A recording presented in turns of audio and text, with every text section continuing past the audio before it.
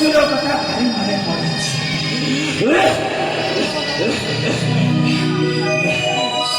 ସେ ଶୀତୁଆ ପବନ, ସେ ଶୀତ ଦିନିଆ ଖରା, ସେ ଉଠାଣିଆ ମେଘ, ଆଉ ସେ ତରକା ବିଜୁଳି ଆଜି ମୋତେ ସମସ୍ତେ ନିଜର ଲାଗିଛନ୍ତି। ସବୁଠୁ ବେଶୀ ନିଜ ଲାଗୁଛି ସେ ଘଡ଼ଘଡ଼ିଟା, ଯିଏ ଆମ ଦୁଃଖ ଅତି ନିକଟତର କରିଥିଲା। ଆଜିକାଲି ସେ ଘଡ଼ଘଡ଼ି ଆଉ ନାହିଁ।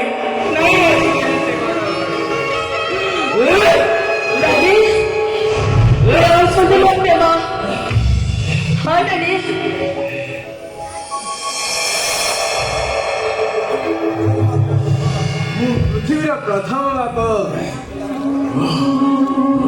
ଯିଏ ତା ବ୍ଲଡ୍ କ୍ୟାନ୍ସର ଝିଅ ପାଇଁ ଗୋଟେ କଦର୍ଯ୍ୟ ପ୍ରସ୍ତାବ ଆପଣଙ୍କ ପାଖକୁ ନେଇ ଆସିছে। ମୋ ଝିଅ 6 ମାସ ଭିତରେ ମରିଯିବ, ହେଲେ ତାର ଶେଷ ଇଚ୍ଛା ସେ ତମକୁ, ମୁଁ ତମ ବୁଝୁଛି, ପାଦ ତଳେ ପଡୁଛି। ହେ ଦେବତା, ମୋ ଝିଅର ଶେଷ ଇଚ୍ଛା ପୂରଣ କର।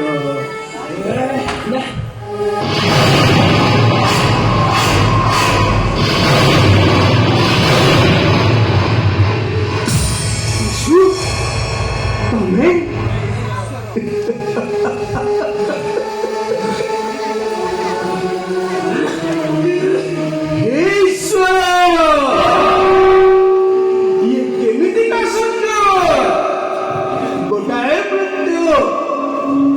ମୃତ୍ୟୁକୁ ଭଲ ପାଇ ବସିଛନ୍ତି, ଆଉ 6 ମାସ ଭିତରେ ମରିବେ।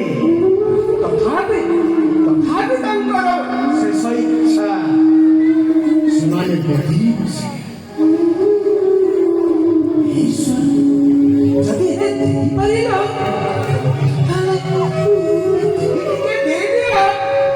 ଯେ ସେମାନଙ୍କୁ ଦେଖାଇ କରିଦିଅ, ସେମାନଙ୍କୁ ବଞ୍ଚେଇ ଦିଅ ଠାକୁରେ, ବଞ୍ଚେଇ ଦିଅ।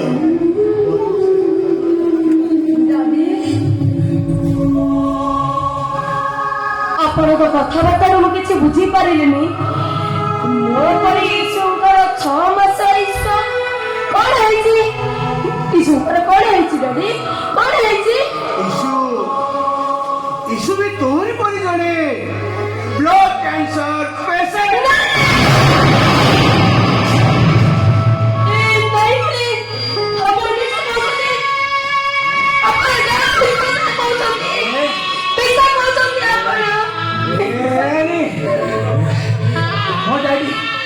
କହିଲେ ମୁଁ ପୁରା ଆମରି ଡାର୍କ ପେସେଣ୍ଟ ଯାହା କହୁଛନ୍ତି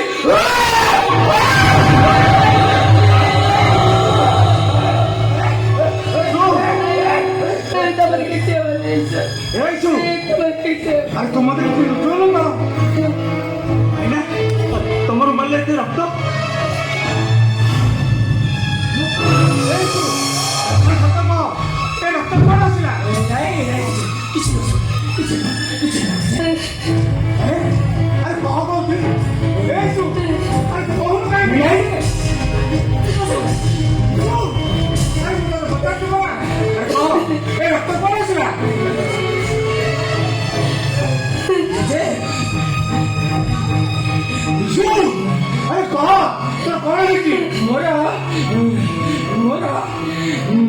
ମୋର ବ୍ଲଡ୍ କ୍ୟାନ୍ସର।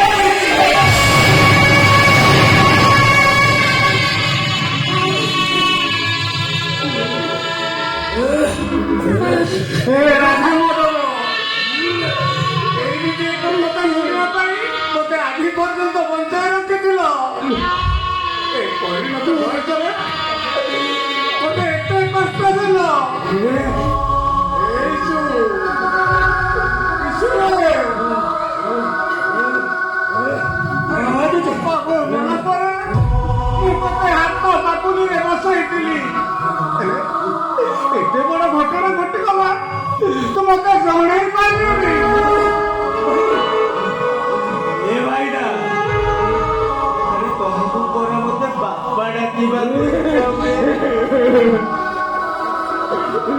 ଆରେ କୋଉ ବାପା କରିଥିବେ ତା ପୁଅ ପାଖରେ କିଛି କଥା ଲୁଚେଇ ପାରେ ମତେ ତମେ ଏତେ ଭଲ କରିଦେଲ ମତେ ଏତେ ଭଲ ଏଇଥିପାଇଁ ସେ ଆମକୁ ସେଦିନ ବୁଲେଇ ବଉଦେଇ ଏତେ କଥା କହୁଥିଲେ ଭାଇନା। ଏତେ ବଡ଼ ଲୋକ ହେଇଗଲା ହେଲେ ଆମକୁ ଟିକେ ବି ଜଣେଇନି। ମୁଁ ତମକୁ ଜଣେଇଥିଲେ ତମମାନଙ୍କୁ ଭାରି କଷ୍ଟ ହେଇଥାନ୍ତା। ସେଥିପାଇଁ ମୁଁ ଚାହିଁଲେ ମତେ ପଛେ କାଶି କାଶି ରକ୍ତ ବାନ୍ଧି ହେଇଯାଉ, କଲିଜାଟା ବରଂ କଷି ଯାଉ, ମୋ ଜେଜେ ଆଲିଆ କେହି କିଛି ନ ଜାଣନ୍ତୁ, କେହି କିଛି ନ ଜାଣନ୍ତୁ। ଚୁପ ଆରେ ଚୁପ କର ତୁ ଆରେ ପିଲାବେଳେ ଝୁଣ୍ଟି ପଡ଼ିଲେ ଏମିତି କାନ୍ଦି ତୋ ମୁହଁ ଫୁଲି ଯାଉଥିଲା ତୁ କହି କହି ମୋ କୋଳରେ ଲୁଟି ପଡ଼ୁଥିଲୁ। ଆଗେ ତୁ କଷ୍ଟ ସହିବା ଶିଖିଗଲୁ ପାଟିରୁ ଘର ବାହାରେ ମତେ ଟିକେ ଜଣେଇ ପାରିଲୁନି।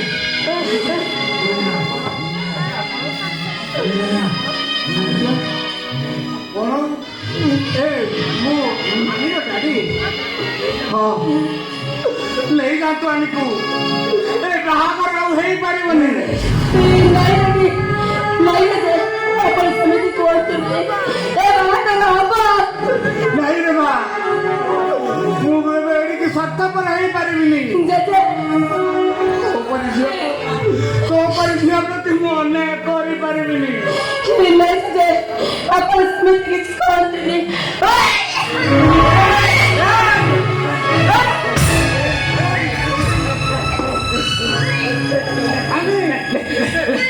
ତମର କଣ ହଉଛି?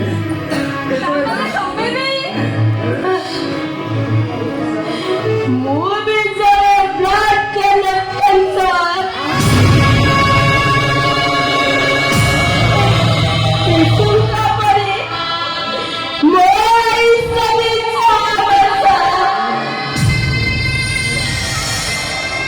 ଶେଷ ଯାତ୍ରା କରିବା ପାଇଁ ଆମେ ଦିଏ ଟିକେଟ କରିସାରିଛୁ। ଜେଜେ ତମେ ସବୁଜ ପତାକା ଦେଖାଇଲେ ଆମ ଟ୍ରେନ ପରା ଆଗକୁ ଗଡ଼ିବା। କୁହ ଜେଜେ ସେଦିନ ଭଳି ଆଜି କଣ ସବୁଜ ପତାକା ଦେଖେଇବେନି? କୁହ ଜେଜେ କୁହ।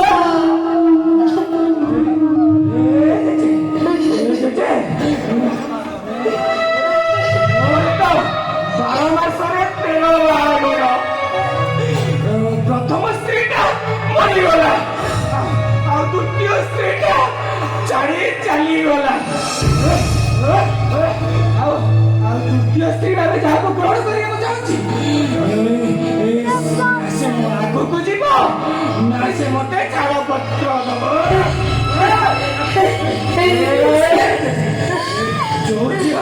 ଯୋଉ ଝିଅ ମୋ ସାଥିରେ ଯିବା ପାଇଁ ଏତେ ସଂକଳ୍ପ କରିଛି ତମେ ରାଜି ହେଇଯାଅ ଯେ ତାକୁ ନାତୁଣୀ ବୋଲି ଗ୍ରହଣ କରିନିଅ। ଆମକୁ ଟିକେ ଶାନ୍ତିରେ ମରିବାକୁ ଦିଅ ଜେଜେ।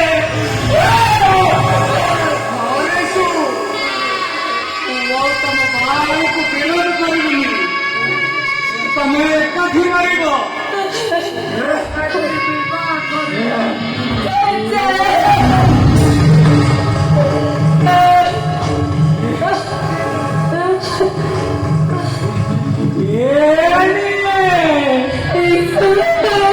ଆମ କଥାରେ ରାଜି ହେଇଗଲେ।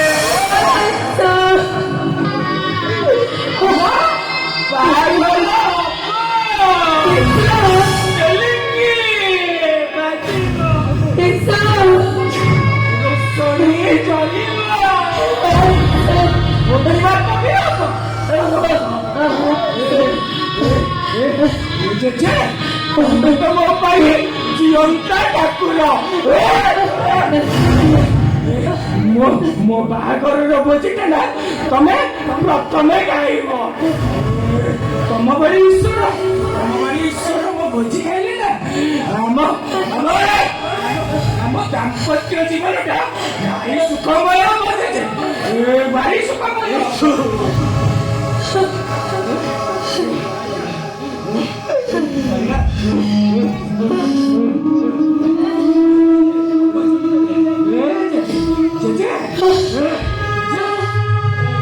ଗୋଟେ ଗପ ଶୁଣିବେ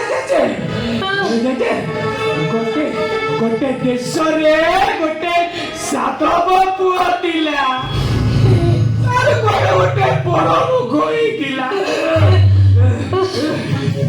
ଏ କଥାଟା ସେ କାହାକୁ କିଛି ଜଣେଇଲାନି। ଆଉ କିଛି ନ ଜାଣି ଦିନେ ସେ ଲବଙ୍ଗ ଦ୍ୱୀପକୁ ବଣିଜ କରିବାକୁ ଗଲା। ଆଉ ସେଇ ଦ୍ୱୀପରେ ଗୋଟେ ସାଧବ ଝିଅ ସହିତ ତାର ବାପ ମରିଗଲା।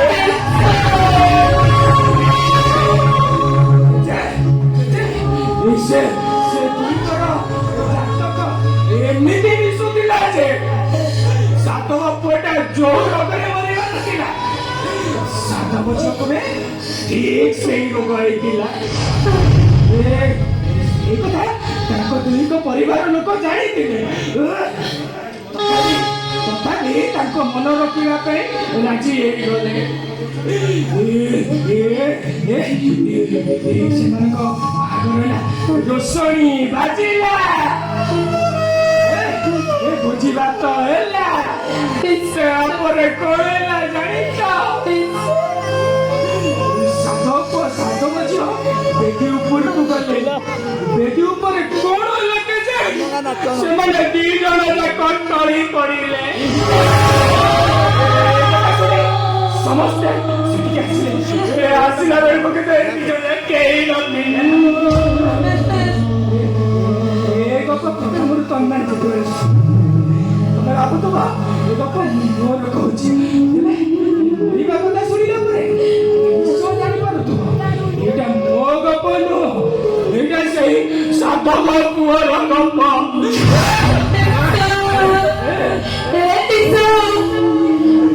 ସେମାନଙ୍କ ଗପ ପରେ ଆମ ଗପ ସରିଯିବନି।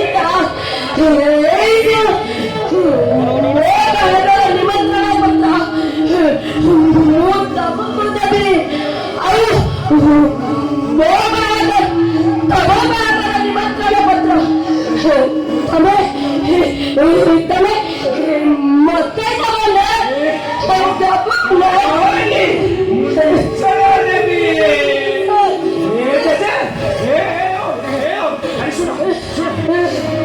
ପ୍ରସ୍ତୁତ ହେଇଯାଅ। ଆମ ବାହାଘର ନଭେମ୍ବର 25 ତାରିଖରେ।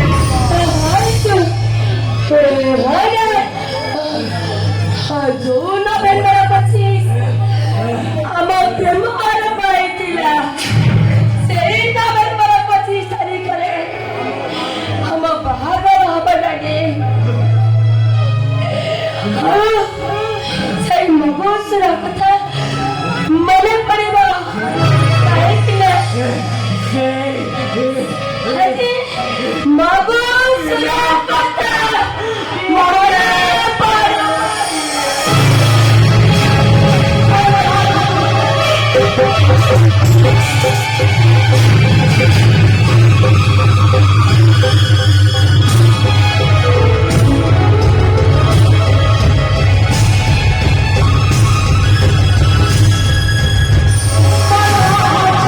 Thank you.